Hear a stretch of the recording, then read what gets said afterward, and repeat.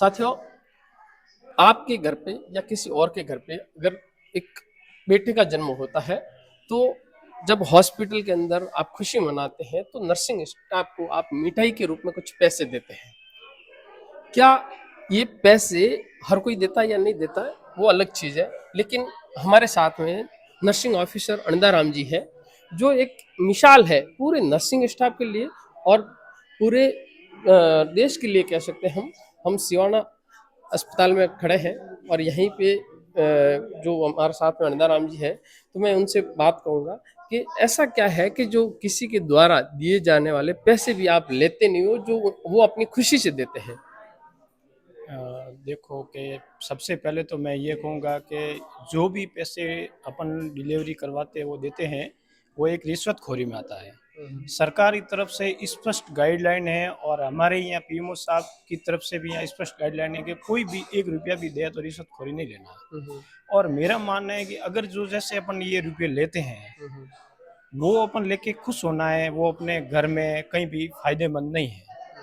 और सरकार अपन को इतनी तनख्वाह दे रही है, सब सुविधा दे रही है, उसके बाद में भी अगर ये रुपये अपन ले रहे हैं तो हम अपनी जनता के साथ न्याय नहीं कर रहे हैं। तो मेरा पूरे सब स्टाफ से जो भी ये करते हैं वगैरह उनसे भी यही कहना है कि अगर ये अपन नहीं करें तो अच्छा है। और कुछ कुछ लगभग कुछ लोग अपने मन से भी देते हैं, खुश होकर भी देते हैं। नहीं, खुश होके देते हैं, लेकिन वो उनकी इच्छा है, लेकिन अपन को नहीं लेना है। अपन की ये इच्छा है कि वो उनकी खुशी में खुशी बांटे, लेकिन रुपये नहीं लेना है, एक मिठाई नहीं लेनी। हाँ, यानी कि वो तो खुशी में देते हैं, उसके पीछे कोई और से अगर लेने की लालसा जाग जाती है, तो फिर वो दूसरे और लोग भी परेशान होते हैं, क्योंकि लालसा तो बड़ी होती है। लालसा बड़ी होती है, लेकिन वो लालसा कभी भी धोखा देती है।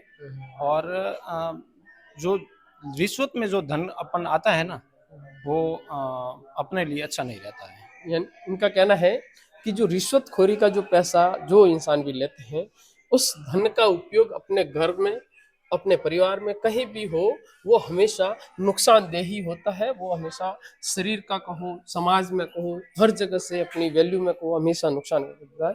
आपकी बहुत अच्छी सोच है।